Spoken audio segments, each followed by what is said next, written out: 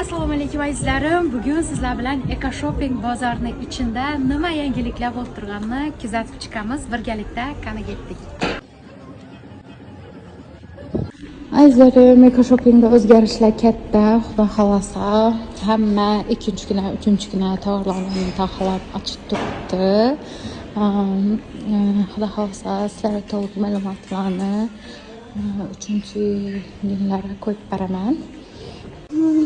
Agar kino arenda do'konlar kerak bo'lsa, arenda do'konlar ham bor edi. Ichida tikuvchilar ishlab turibdi. Kimga kerak bo'lsa, arenda hamma sotib oladi. Bemalol bizning kanalimizga murojaat etsangiz bo'ladi.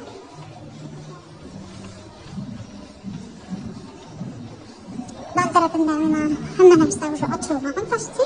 Bundan sizden içerim değilsin aşırı. Ben alaba zaraz şanslı seyahat hamrohi gezdiğimde tur kampanya var. Tur agentliği. Elimde yarıslamak. Can. Hemen gelenekler. Şimdi açtık dünyadan hali. Bakalım. Turatlar. Bir kaçtık telefon diyeceğim. Biz de Eko Shopping'in içinde bir zaman size çok şükür eminim. Tamam, yaxshimisiz?